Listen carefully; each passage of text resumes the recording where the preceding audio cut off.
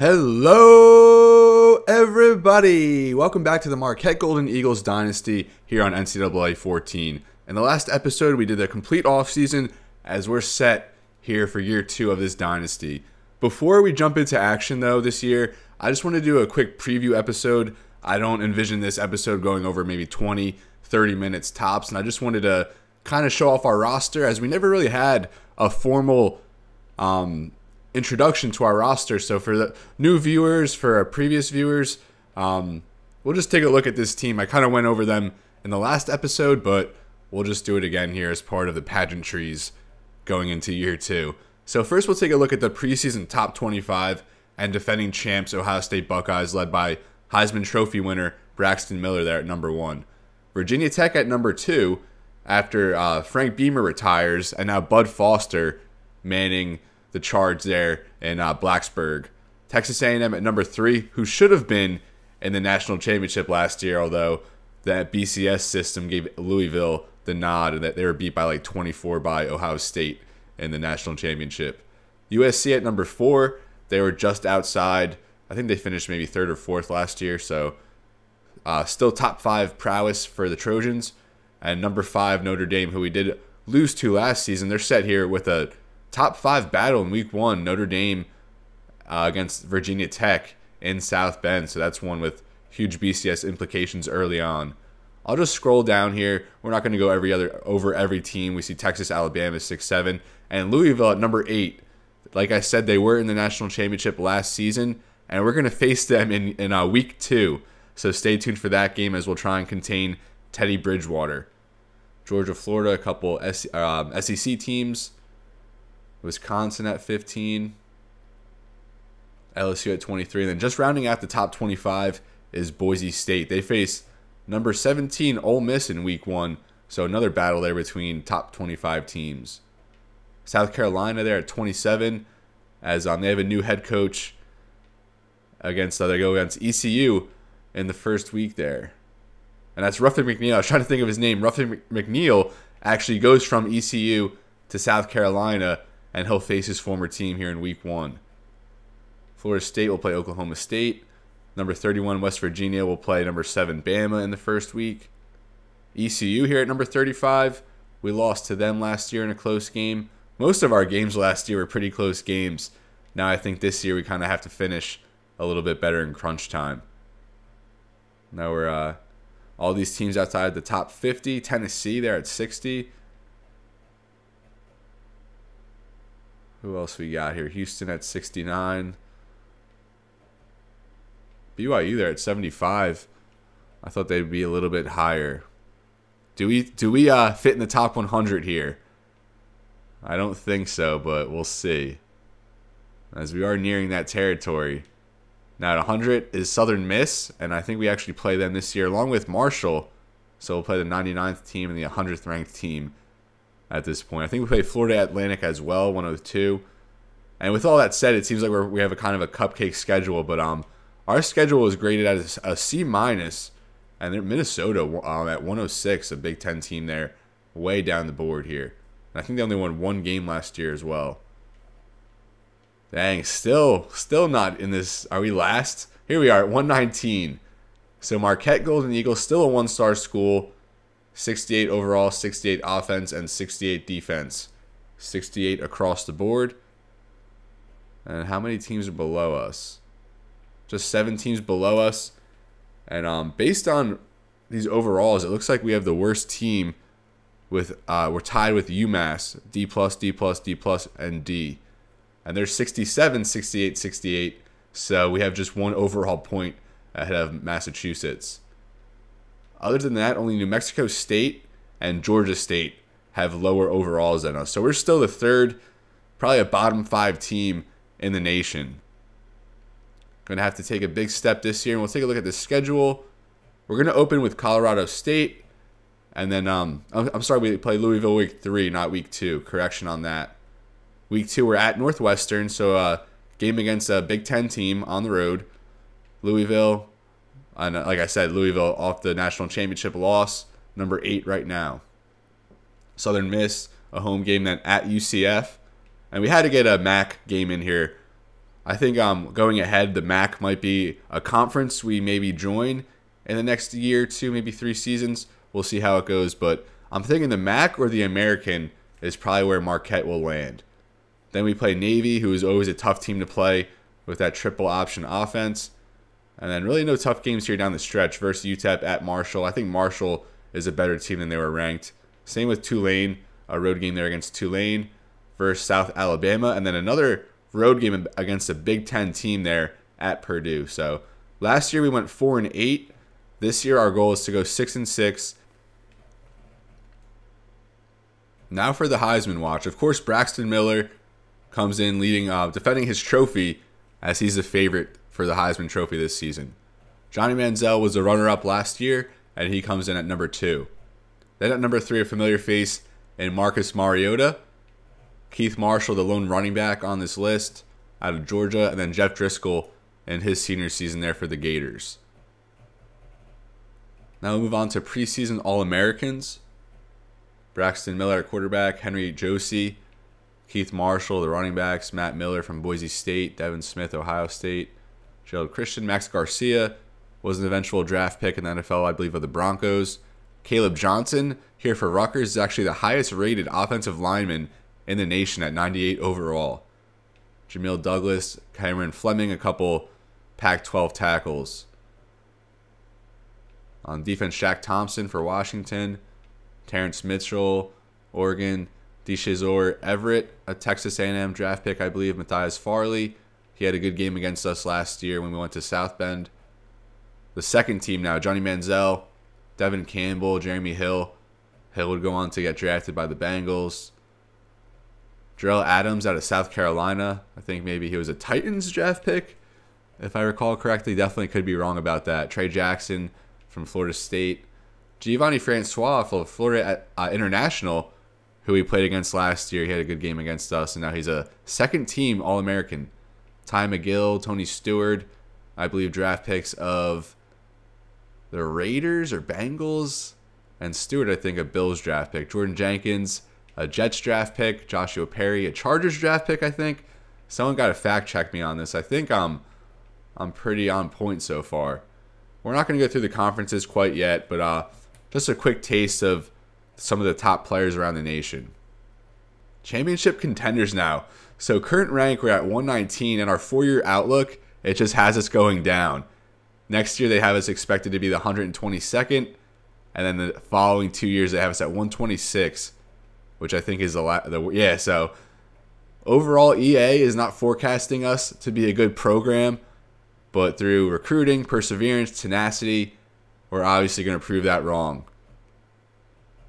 Now let's take a look at home win streaks. Ohio Stadium, the toughest place to play right now, 15-game win streak for the Buckeyes, with Ben Hill Griffin Stadium right behind them at a 13-game win streak, the Swamp, down there in Gainesville. And those are really the only double-digit win streak. Oh, Stanford Stadium, a 16-game win streak for the Cardinal, and they're all the way down here at 17. That's interesting. What's the longest losing streak right now at home? Oops, didn't mean to do that. A 10-game home losing streak for Akron. And we actually opened against them last season with a win in our first episode.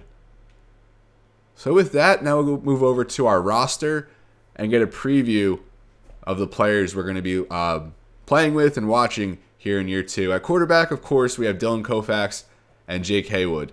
Jake Haywood is going to be the guy to lead the charge this year.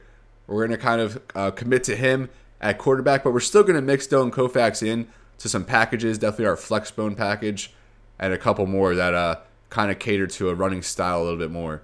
Haywood's accuracy went up a bunch in the offseason, and his throw power at 82, a big advantage there on Koufax, who's only at a 74 throw power, but a much better athlete. At running back, we need to replace our leading rusher in Javon Ashley. Theo Briggs is our returning leading rusher at 329, but we're going to mix in Storm Norwood and Tyson Bolt a little bit more this season. Bolt is someone I expect a big jump from. 4.5 yards per rush last year was very good, and then led all our running backs. He's our best athlete there at in the backfield, although very small and not very strong, so he can get beat up a little bit. Storm Norwood is kind of a, I think he's a more balanced, I didn't mean to click on his actual player, I just want to see his player card. He's a pretty balanced runner, although it labels him a power runner. I think he does run with good strength, but he has some good burst as well. 72 stiff arm, 79 carrying, 75 break tackle. So Norwood will be mixed in a lot. And then there's Dexter Dowling, who we didn't see too much of, only one touch all of last season. And we still need his athleticism to come around a little bit. He's more of a power back as well, but Theo Briggs, out of all these guys, is by far our best power back at 5'10", 231 pounds. Only an 81 speed, though, but we only need Briggs to eat up 3 or 4 yards a touch. And all these running backs are juniors, so not next year, but the year after, we're going to have a whole entire new backfield. This year in recruiting, we're targeting 2 running backs. At fullback is our freshman, Jeff Harris, who is set to be a 4-year starter on this Marquette team. At wide receiver, we have Jonathan Thomas and the ever-reliable Shane Lytle. Lytle's our slot receiver, and last year, our most consistent 42 catches, and I think he was second on the team with 541 receiving yards, and he was far and away our leader in touchdown catches with 5. Jonathan Thomas now in his senior season, very good production last year, kind of in a limited role too. We had Lamont Collier and Michael Galloway who have moved on, and now Thomas should have a very big year in an expanded role. Jordan Pinson, a true freshman last year, and shined in his limited touches, only 10 catches on the year, but he had a touchdown catch in that last game against Hawaii, and he's someone I think is going to have a big impact, and his athleticism is really what stands out on this roster. Randall Darby is going to be our number 4, and just a possession guy, good size, and pretty reliable hands. Thad Archibald is a depth receiver at this point, sophomore redshirt, 5'7", 170 pounds, 45 strength rating, but a good route runner, pretty reliable. So kind of in that same mold as Shane Lytle, and Archibald should have some good progression over the offseason, and I don't think we'll see him too much this year though. Then at tight end, it's going to be Grant Cooper. So he led in catches last year with 44, but Lytle actually was our leading receiver. Grant Cooper about 20 behind him at 5'19". Cooper was our security blanket last year, but he suffered a ton of drops, and that really kind of cost us big in some games last year. Scott Dixon was the first ever commit in this Marquette series, and with his addition, we're going to be able to run a lot more 2 tight end sets, and he's going to have an impact from day one, a very balanced tight end. Randy Heideman's actually our top-rated left tackle, but we got him as a transfer, so he has to sit out. Thus, freshman Sean Murphy out of Minneapolis, Minnesota, is going to be a starter at left tackle as a true freshman. Our top signing this past cycle, and he's set to be a 4-year starter. Jackson Lyles started every game last year at left guard, and he still has another year of eligibility after this season, our highest-rated lineman at 74. Or correction, it looks like Tremaine Berry at 75 is our highest-rated lineman as our center. Senior, so we're going to need to replace him next year. Brian Joseph actually wins the starting right guard job, a JUCO transfer, and he's going to start from day one. At right tackle, Montez Chamberlain returns, although he gave up the most sacks of any player on this team last year. And here, Jabari Branch, a junior, our swing tackle, is going to vie for some time there if Chamberlain doesn't get the job done. On defense, Darquez Goddard returns for his senior year. He had 4 sacks last year and was pretty good up front. Behind him is Jerry Jones, a true freshman, one of our top signings in this past class, and he's certainly going to be mixed in a rotational role. Taylor Conine down there, a redshirt sophomore, pretty good pass rusher, and we'll probably mix him into a package or 2 as well. At right end, Barry Barber, our most impactful D end, who didn't even start. He was in a rotational role all of last year, led all D ends with 5 sacks. So Barry Barber, maybe he can get up to 8, even 10 sacks this year.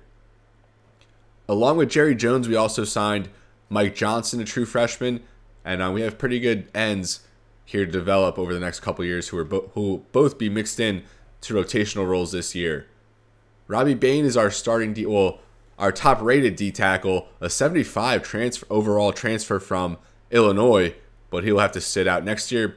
When he does hit the field, he'll probably be up to a 78, maybe even an 80 overall after progression. Clarence Thurman returns as our starting D tackle, a very good run stopper. along there with Gavin Battaglia, who led our team in sacks with 10 last year. So Gavin Battaglia, Barry Barber, I expect to have huge impacts this year in expanded roles. Then there's Reggie Watkins, a true sophomore, very good size there at 6'4", 326, and we'll look to get him mixed in as well, as he did not see the field as a freshman. At linebacker, Denzel Highsmith will be the starter at left outside linebacker again, as he was last year. Davin Rice at middle linebacker, as he fills in for Travell Terry, who graduated. And then Ahmad Plummer at right outside linebacker. We have a couple guys, Nate Blanchard here, Philip Marshall. But for the most part at linebacker, I think we'll stick with our main starters. Daniel Armstrong, a junior, he's a JUCO transfer. 86 speed, but let's look at his pass rushing traits.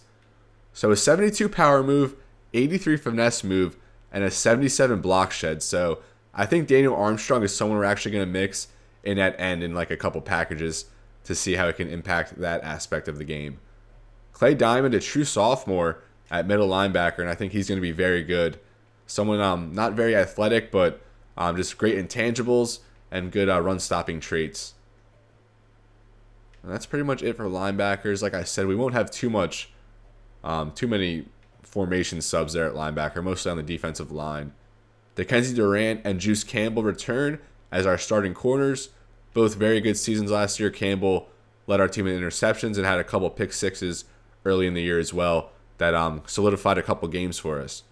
Marcus Dixon will return as our nickel corner, but Kenny Johnson, a true freshman, our only defensive back signing this past recruiting cycle, a 68 overall, very good athlete, and we'll mix him in a couple packages as well. And I think he'll see some time as a punt returner early on. At free safety, we have to replace D'Angelo Bush, who was a tremendous senior safety for us last year, and Rondell Nichols looks to be the guy. Decent athletic traits, good zone coverage there at 80, and respectable run-stopping traits as well. So pretty balanced safety, and he'll be a one-year starter as he'll graduate after this season. Chance Pelland, very athletic, good speed, decent zone, but he kind of has to round out a little bit more. Then at strong safety, it's going to be Tyler Black again, and he still has another year of eligibility after this season. Very good run stopper, and he can lay the wood. Other than that, really not good depth at safety. We only have 4 safeties on this whole roster, and I think that's a position we're going to have to bring in a couple of as well. Maybe throw some of these corners in some safety spots if we need to. At kicker, Dylan Mackey returns, a redshirt junior, and his kick power went up to 81. Last year, he couldn't hit beyond 40 yards. I think even 40 yards might have been pushing it. So hopefully this year he can give us a little more range. At punter, we have a freshman, Eddie Stevens, a 65 overall, a 75 kick power, and a 56 kick accuracy. So our kicking game probably not going to be a strength this season. Our top-rated player is Dylan Koufax, followed by Jake Haywood, our 2 senior quarterbacks. Grant Cooper and Jonathan Thomas are at 76. And as I mentioned earlier, Tremaine Barry, our top lineman, at 75. And then Darquez Goddard looks to be our only defensive player of at least 75 overall, as he leads the team in that category. And we're already almost through with this episode. Like I said, it's going to be a quick one. I just wanted to kind of get through some things, give a little preview for this season. And now I just want to do a quick look at our coaching tree. So obviously with head coach, you have the game management side, and then you have the recruiting side. Usually I would just overload the recruiting side to make it easier to bring in personnel. But to add a little more balance and a little more strategy, I can only distribute 1 point for recruiting and then 1 point for game management, or vice versa. So they either have to be the same level, or I can't upgrade recruiting more than I upgrade game management. So both at level 3, as we're a level 6 head coach at the start of year 2, Lance Leipold, he comes over from Wisconsin Whitewater, where he won a bunch of championships. Our next upgrade is probably going to be over on the recruiting side, and we're going to go for the opener, and that will give us 500 extra recruiting points from weeks 1 to 7, which we desperately need. Our coordinators are both at level 4, Herbert Wright and Bobby Goss, just generated coordinators here that the game made up. To close this episode, I did give a look at our recruiting board, last episode, but I'll just do it again here as we'll kind of go over what we're looking for. So at quarterback, we need 2 guys. We're going to lose 2. We only have 1 more on the roster, so we need to bring in 2 to give us 3. And I was hoping we would get a transfer this past cycle, but it just didn't happen. Maybe this year we'll get one, and that would actually be really good. But we have a couple good prospects here. Greg Walker, a 69 overall quarterback out of Carbondale, Illinois, the 39th ranked on the board. We're tied right now with Navy. And we'll take a look at his scouting. 78 throw power, 78 throw accuracy, a viable athlete, and nothing too extraordinary here, but just a solid all-around quarterback who I think would fit our scheme. Then there's Lawrence Jackson out of Auburn Hills, Michigan, the 22nd ranked quarterback. And look, Navy is ahead of us on both of these guys. Actually, so if you look at the top 5 for both of these guys, they're all the same teams, except Greg Walker has Michigan, Lawrence Jackson has Syracuse. Otherwise, it's Marquette, Navy, Oklahoma State, Army. So it'll be interesting to see how these recruiting battles kind of go down here in the coming weeks. Jackson probably a little bit faster than Walker, but I wouldn't say he's a better athlete. And then his ball carrier traits aren't anything too crazy either. Good throw power at 82, but a 71 accuracy, and that kind of is what leads me to give Walker the priority here for quarterback. So, like I said, we need to bring in 2 quarterbacks, and Walker's our top guy. We also want to bring in 2 running backs as well, as we're set to lose 4 next year, and we're going to have to totally revamp our whole backfield. Our top option here is Dusty Alexander out of Mattoon, Illinois, the 34th ranked running back. Decent athletic traits, 83 in at least speed, agility, acceleration, which would be among the best of anyone on our team. And good ball carrier traits as well, with elusiveness, juke move at 75 each, and then spin move at 72. And decent pass catching traits as well. We still need to scout the rest of these guys. Alexander's fully scouted, but we're kind of putting these other running backs on the back burner for now as we prioritize Dusty Alexander. We need to bring in a receiver, and Kevin Coleman is our top choice. He's actually only 50% scouted, as we don't even have his speed, only a 69 agility. And everything else doesn't look too great, to be honest. But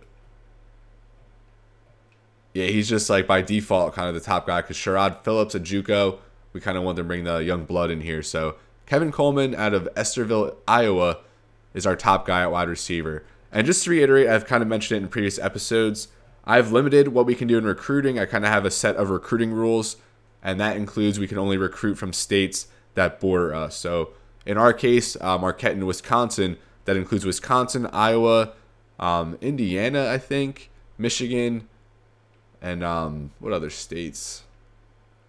Illinois, I don't know if I mentioned them. And I think that pretty much does it. So we have like 5 states or so that we can recruit from. And as we kind of win more games and go along in this dynasty, I kind of give more access to and leeway to what we can do in recruiting. So I kind of just do that to keep it a little more competitive and kind of make it a little bit more difficult. We need a couple linemen, maybe 2 or 3 linemen in this cycle.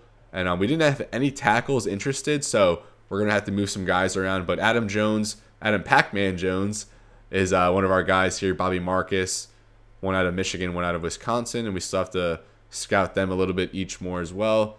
At center, we have David Cotton and Lance Edwards. And we have to replace Tremaine Berry at center, so we're definitely going to need one of those guys. At D-end, I think we need to bring in a couple more D-ends, even though we recruited 2 this past year. But Antonio Carr, 71 overall, would be the highest prospect that we've signed so far if we were able to get him in out of Germantown, Wisconsin, and we currently lead the Badgers for Antonio Carr. Then there's David Landry out of Chicago, Illinois, not too far behind at a 68 overall. And like I said, these guys aren't fully scouted yet, so we'll talk about them more in the future when we uncover those. By next week, I'll have that all uncovered. Just didn't have the recruiting points quite yet. We need 1 linebacker, and we're not giving any points yet to either of these guys, as we're not really prioritizing linebacker at this point. And then corner, I think we need 2 corners and 2 safeties. So we do need to bring in a few DBs. And Robert Williamson is our top corner right now out of Hopkins, Minnesota, as the Golden Gophers currently do lead for him. Aaron Clark out of Quincy, Illinois. And I think we do have these guys fully scouted. Yeah, so we'll go back to Williamson. 81 man, 82 zone, 80 press. So very good coverage ratings. And he's a very, very good athlete as well. 88 speed, 87 agility, 84 acceleration, 86 jumping. And decent tackling ratings as well. So Robert Williamson, one of our top overall targets here this recruiting season. Aaron Clark, it says he's more of a hard hitter. And I wouldn't really say that. I mean, 66 hit power, 71 pursuit, pretty good. But his coverage traits, 82 main, 81 zone, 76 press, and a good athlete. So pretty similar to Williamson, but just not quite as good. Just a tick behind him. Now we have William Culver out of, I've never seen that city, Ypsilanti, Michigan. 38th corner on the board, a 3-star. Not good speed at 82, but decent coverage ratings and good tackling as well. So maybe he's someone we can kind of move over to safety, maybe strong safety, as now we'll move over to safeties, and we just have no good options here. Evan Osborne is 61 overall, Larry Campbell 59 overall, and Roy McIntosh a 59 overall JUCO. So we didn't really have many safeties to choose from, and we really don't have the pick of the litter here. Not too many options. We haven't even scouted this kicker. I just added him to our list because he was interested as we go along, and we'll scout him and see if he can kind of provide more of a leg than what we have now in Dylan Mackey. Our first athlete interested in this series, Mark Henry, the strongest man alive, and he's someone I think who projects at safety. He does have good juke move and good spin move, good elusiveness, so good ball carrier, but carrying only a 66, so he's not a running back. Route running is decent, but his catching trait's not too great. So probably a safety, I would say, with that 84 speed. And what's his tackle? 75 tackle, 71 hit power. So Mark Henry, definitely a safety and a potential like punt returner or kick returner. So that basically covers it here in this episode, folks. Like I said, I think I already mentioned it again, but a shorter episode, just a preview for new viewers, even returning viewers, kind of just give you another taste of what we're working with here in this dynasty. As we took a break after year one, probably took like a week break or so. So we're gonna hit the ground running again for another season here in this Marquette Golden Eagles dynasty. I'll just scroll down the top players here as we'll go over the 99 club. Marquise Lee, Johnny Manziel, Jadeveon Clowney, DeAnthony Thomas, Braxton Miller, Lewis Nix III, Teddy Bridgewater, Sammy Watkins, and Kadeem Carey, rounding out the 99 overall club here in year two of this dynasty. As I close out here, I'll just keep scrolling. Austin Seferian-Jenkins, we see there. And thank you so much, everybody, for watching. Todd Gurley, thank you so much, everybody, for watching. I could just like scroll these names all day in nostalgia. But like I said, again, thank you so much, everybody, for watching. I hope you keep up with this dynasty for year two, as I think we're going to put together a pretty good team here. I spent a lot of time messing with the playbook and getting things in order, doing formation subs. So I think we're going to be on track with a solidified quarterback here in year two, and more of an overall game plan and flow of how to play this out. So this is where I'm going to leave you, folks. Thank you so much for watching. And as always, everybody, it's been real and be well. I'll see you next time.